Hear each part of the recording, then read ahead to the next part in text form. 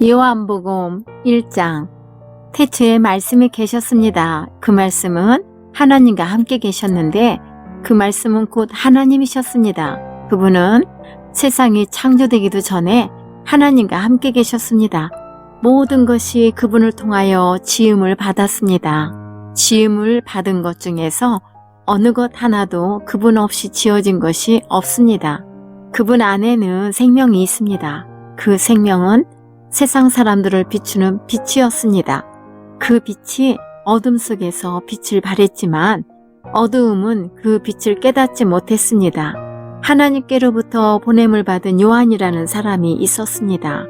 요한은 그 빛에 대해 증언하여 자기를 통해 모든 사람들이 믿음을 얻도록 하기 위해 보냄을 받은 사람입니다. 요한 자신은 그 빛이 아니었으나 사람들에게 그 빛에 대하여 증언하기 위해 온 것입니다. 참 빛이 있었습니다. 그 빛은 세상에 와서 모든 사람을 비췄습니다. 참 빛이 되신 말씀이 세상에 계셨습니다. 세상은 그분을 통하여 지음을 받았는데도 그분을 알지 못하였습니다. 그분은 자기의 땅에 오셨으나 그의 백성들은 그분을 영접하지 않았습니다. 그러나 누구든지 그분을 영접하는 사람들, 그분의 이름을 믿는 사람들에게는 하나님의 자녀가 되는 자격을 주셨습니다. 좋은 가문에 태어난 사람들만 하나님의 자녀가 되는 것이 아닙니다. 또한 어떤 사람들의 계획이나 바람에 의해서 그리고 그들의 주상으로 말미암아 하나님의 자녀가 된 것도 아닙니다. 다만 그들은 하나님 자신이 그들의 아버지라는 사실 때문에 하나님의 자녀가 된 것입니다. 말씀이 사람이 되셔서 우리 가운데에서 사셨습니다. 우리는 그분의 영광을 보았습니다. 그 영광은 오직 아버지의 독생자만이 가질 수 있는 영광이었습니다. 그 말씀은 은혜와 진리로 충만해 있었습니다. 요한이 그분에 대해서 증언하며 외쳤습니다. 내가 전에 내 뒤에 오시는 분이 계시는데 그분이 나보다 더 위대하신 것은 내가 태어나기 전에 존재하셨기 때문이다 라고 말했는데 이분이 바로 내가 말한 그분이다. 그분의 충만하신 것에서 우리 모두는 넘치는 은혜를 받았습니다. 그것은 율법이 모세를 통해 주어졌지만 은혜와 진리는 예수 그리스도를 통하여 왔기 때문입니다. 지금까지 하나님을 본 사람은 아무도 없었습니다. 그러나 하나님이시며 아버지 곁에 계시던 독생자이신 분이 우리에게 하나님이 어떤 분이신지를 알려주셨습니다. 요한이 증언한 내용은 이렇습니다. 예루살렘에 사는 유대인들이 제사장과 레위인 몇 사람을 요한에게 보내어 당신은 누구십니까? 라고 묻게 했습니다. 요한은 그 질문에 거절하지 않고 대답했습니다. 그는 분명하게 말했습니다. 나는 그리스도가 아닙니다. 그러자 그 사람들이 요한에게 물었습니다. 그럼 도대체 당신은 누구십니까? 엘리야입니까? 요한이 대답했습니다. 아니요, 나는 엘리야가 아닙니다. 그러자 그 사람들이 물었습니다. 장차 오시기로 한 그 예언자입니까? 요한은 또 대답했습니다. 아닙니다. 그러자 그들이 요한에게 말하였습니다. 그렇다면 당신은 누구십니까? 우리는 우리를 보낸 사람들에게 보고해야 합니다. 대답해 주십시오. 당신은 자신을 무엇이라고 생각하십니까? 요한은 그 사람들에게 이사야 선지자의 말씀을 인용하여 대답했습니다. 나는 광야에서 주님을 위하여 길을 곱게 만들어라 하고 외치는 사람의 소리입니다. 보냄을 받은 유대 사람들 중에는 바리새인이 보낸 사람이 있었습니다. 그 사람들이 요한에게 물었습니다. 당신이 그리스도도 아니고 엘리야도 아니고 예언자도 아니라면 왜 사람들에게 세리를 줍니까? 요한이 대답했습니다. 나는 사람들에게 물로 세례를 줍니다. 그러나 여러분 가운데 여러분이 알지 못하는 한 사람이 서 계십니다. 그분은 내 뒤에 오시는 분이지만 나는 그분의 신발끈을 풀 자격도 없는 사람입니다. 이 모든 것은 요한이 세례를 주던 요단강 동편 베다니에서 일어난 일이었습니다.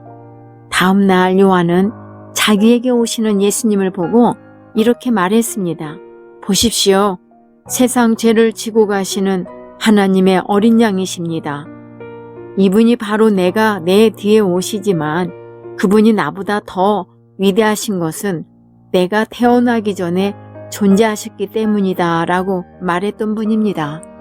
나도 이분이 누구신지를 알지 못했습니다.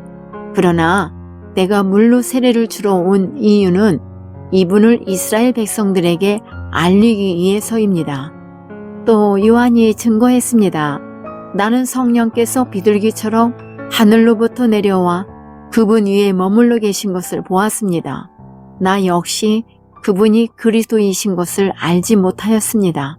그러나 나를 보내어 물로 세례를 주라고 하신 분이 너는 그 어떤 사람에게 성령이 내려와 그 위에 머무르는 것을 보면 그 사람이 성령으로 세례를 주실 바로 그분인 줄 알아라 하고 말씀하셨습니다. 나는 그분이 하나님의 아들이신 것을 보았고 그분이 바로 하나님의 아들이라고 증언하였습니다. 그 다음날 요한은 제자 두 사람과 함께 다시 그 자리에 서 있었습니다. 그는 예수님께서 지나가시는 것을 보고 말했습니다. 보아라, 하나님의 어린 양이시다. 제자 두 사람은 요한이 이렇게 말하는 것을 듣고 예수님을 따라갔습니다. 예수님께서는 몸을 돌려 자기를 따라오는 두 사람을 돌아보며 물으셨습니다. 원하는 것이 무엇이냐? 그들은 랍비님, 사시는 곳이 어디입니까? 라고 말했습니다. 랍비라는 말은 선생이라는 뜻입니다. 예수님께서는 와서 보아라 하고 대답하셨습니다. 그래서 두 사람은 예수님과 함께 갔습니다. 그들은 예수님께서 머무르시는 곳을 보았고 그날 예수님과 함께 그곳에서 지냈습니다. 때는 오후 4시쯤이었습니다. 요한에게서 예수님에 대한 이야기를 듣고 예수님을 따른 두 제자 중 한 사람은 시몬 베드로의 동생 안드레였습니다. 안드레가 첫 번째 한 일은 그의 형 시몬을 찾은 일이었습니다. 그는 시몬에게 우리가 메시아를 찾았어 라고 말했습니다. 메시아란 그리스도를 가리키는 말입니다. 그리고 나서 안드레는 시몬을 예수님께 데려왔습니다. 예수님께서는 시몬을 보시고 네가 요한의 아들 시몬이구나. 이제 너를 게바라고 부르겠다 라고 말씀하셨습니다. 게바란 베드로란 뜻입니다. 다음날 예수님께서는 갈릴리로 가기를 원하셨습니다. 예수님께서는 빌립을 만나시자 그에게 나를 따라오너라 하고 말씀하셨습니다. 빌립은 안드레와 베드로와 같은 동네인 베스다 사람이었습니다. 빌립은 나다나엘을 만나고는 그에게 이렇게 말했습니다. 모세가 율법책에 썼고 예언자들도 기록한 그분을 우리가 찾았다. 나사렛 사람 요셉의 아들 예수님이 바로 그분이시다. 그러나 나다나엘은 빌립에게 나사렛에서 뭐 좋은 것이 나올 수 있겠는가? 라고 말했습니다. 빌립은 와서 보아라 하고 대답했습니다. 예수님께서는 나다나엘이 자기에게 오는 것을 보시고 여기 참 이스라엘 사람이 있다. 이 사람에게는 거짓된 것이 하나도 없다. 라고 말씀하셨습니다. 나다나엘은 예수님께 저를 어떻게 아십니까? 하고 물었습니다. 예수님께서 대답하셨습니다. 빌립이 너를 부르기 전 네가 무화과나무 아래에 있는 것을 내가 보았다. 나다나엘은 예수님께 선생님, 당신은 하나님의 아들이시며 이스라엘의 왕이십니다. 라고 대답했습니다. 예수님께서는 나다나엘에게 네가 무화과나무 아래에 있는 것을 내가 보았다고 말해서 나를 믿느냐? 그러나 너는 그것보다 더 큰 일을 보게 될 것이다. 라고 대답하셨습니다. 그리고 그들에게 내가 너희에게 진리를 말한다. 너희는 하늘이 열리고 하나님의 천사들이 인자 위에서 오르락 내리락 하는 것을 보게 될 것이다. 라고 말씀하셨습니다. 3일째 되던 날에 갈릴리에 있는 가나라는 마을에서 결혼식이 열렸습니다. 예수님의 어머니도 결혼식에 참석하였고 예수님과 그분의 제자들도 결혼식에 초대받았습니다. 포도주가 바닥났을 때 예수님의 어머니가 예수님께 이 집의 포도주가 다 떨어졌구나 라고 말해 주었습니다. 예수님께서는 어머니 왜 저에게 이런 부탁을 하십니까? 저의 때가 아직 오지 않았습니다. 라고 대답하셨습니다. 예수님의 어머니는 하인들에게 그분이 시키시는 일은 무엇이든지 하여라 하고 말해 두었습니다. 그 집에는 돌로 만든 물 항아리가 6개 있었습니다. 이 항아리는 유대인들이 정결 예식에 사용하는 항아리들이었습니다. 그것은 각각 물 2-3동이를 담을 수 있는 항아리였습니다. 예수님께서 하인들에게 항아리에 물을 채워라 하고 말씀하셨습니다. 하인들은 항아리에 물을 가득 채웠습니다. 그러자 예수님께서는 그들에게 자 이제 그것을 퍼다가 잔치를 주관하는 사람에게 갖다 주어라 하고 말씀하셨습니다. 하인들은 물을 떠서 잔치를 주관하는 사람에게 갖다 주었습니다. 하인이 떠다 준 물을 잔치를 주관하는 사람이 맛보았을 때 그 물은 포도주가 되어 있었습니다. 그는 그 포도주가 어디서 난 것인지 알지 못하였지만 물을 가져온 하인들은 알고 있었습니다. 잔치를 주관하는 사람은 신랑을 불렀습니다. 그리고 그에게 사람들은 항상 처음에 좋은 포도주를 내놓고 손님들이 취한 다음에는 값싼 포도주를 내놓는 법인데 당신은 지금까지 가장 좋은 포도주를 보관하고 계셨군요 하고 말하였습니다. 예수님께서는 이 첫 번째 표적을 갈릴리 가나에서 행하셨으며 거기서 그의 영광을 보여주셨습니다. 그러자 그의 제자들이 그를 믿게 되었습니다. 이 일이 있은 후 예수님께서는 그의 어머니와 형제들과 제자들과 함께 가버나움이라는 마을로 가서 며칠 동안 머무르셨습니다. 유대의 명절인 유월절이 가까워오자 예수님께서는 예루살렘으로 올라가셨습니다. 예수님께서는 성전 뜰 안에서 소와 양과 비둘기를 팔고 있는 사람들과 또 상에 앉아서 돈을 바꿔주는 사람들을 보셨습니다. 예수님께서는 끈으로 채찍을 만들어 양과 소를 비롯하여 모든 짐승을 성전 뜰에서 쫓아내셨습니다. 예수님께서는 돈 바꾸는 사람들의 상을 뒤엎으시고 그 사람들의 돈을 흩트리셨습니다. 그리고 비둘기를 파는 사람들에게 명령하셨습니다. 이것들을 여기서 치워라. 내 아버지의 집을 시장터로 만들지 마라. 이때 제자들은 성경의 주님의 집에 대한 나의 열심이 불처럼 나를 삼켜버렸다라고 기록된 것을 생각하였습니다. 유대인들은 예수님께 당신은 당신에게 이런 일들을 행할 권리가 있다는 것을 증명할 무슨 표적을 행할 수 있습니까? 하고 물었습니다. 예수님께서는 이 성전을 허물어라.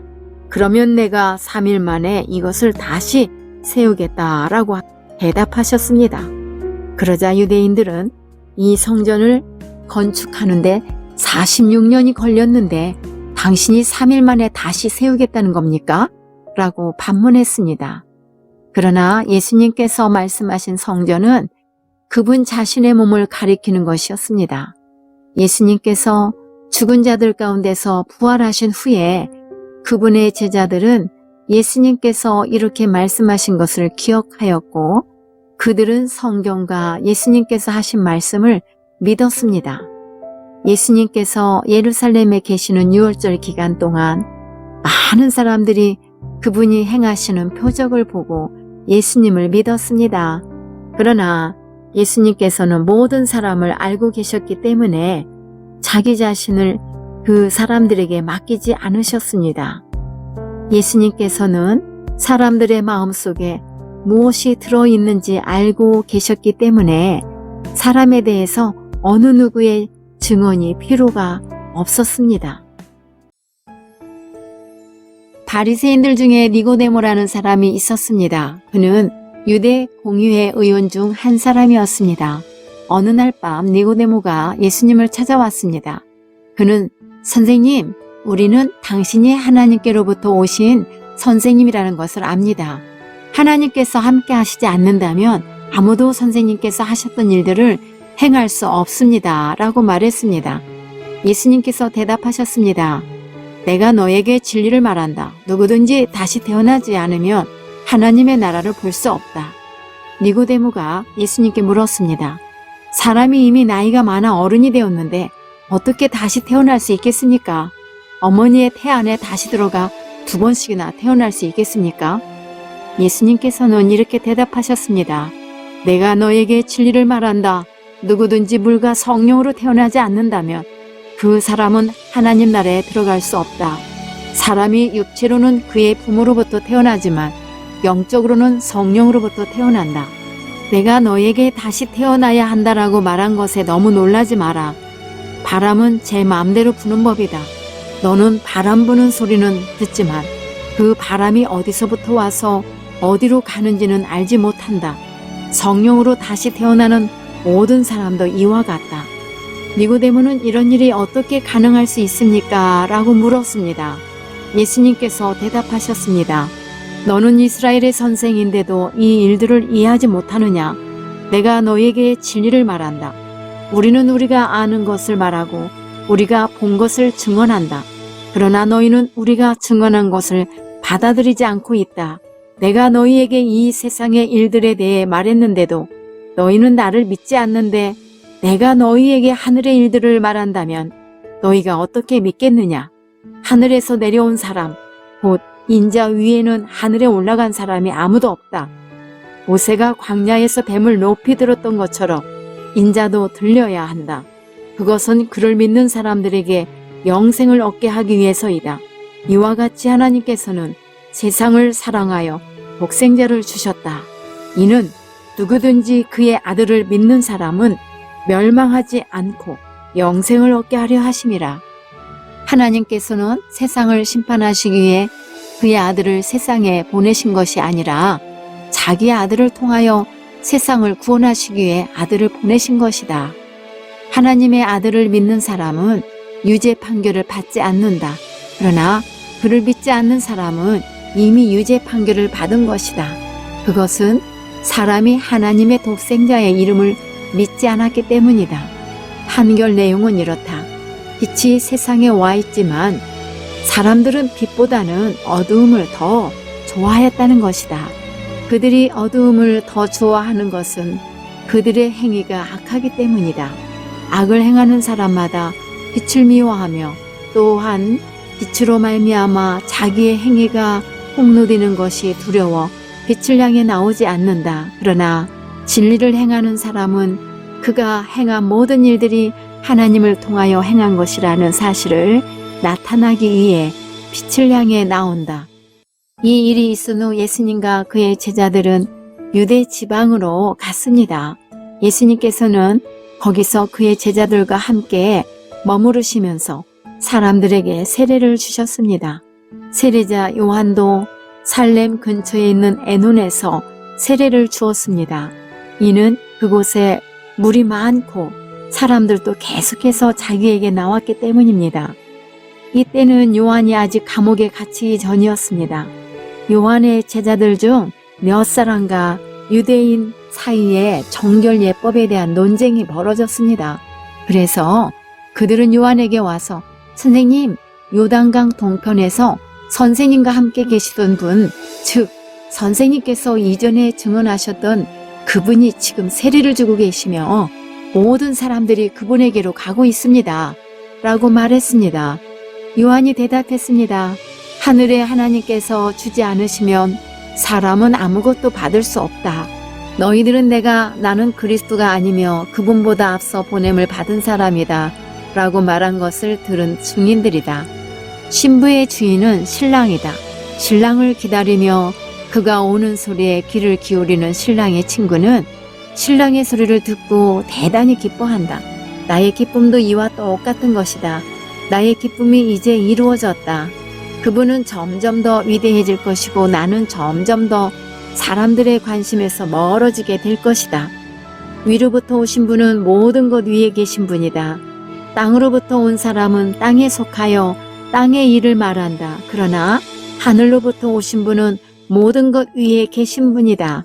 그분은 그가 보고 들었던 것을 증언하신다. 그러나 아무도 그분의 증언을 받아들이지 않는다. 그분의 증거를 받아들이는 사람은 하나님이 참되신 분이라는 사실을 인정한다. 하나님께서 보내신 그분은 하나님의 말씀을 전하신다. 하나님께서는 그분에게 성령을 한없이 주셨다. 아버지는 아들을 사랑하셔서 모든 것을 그의 손에 맡기셨다.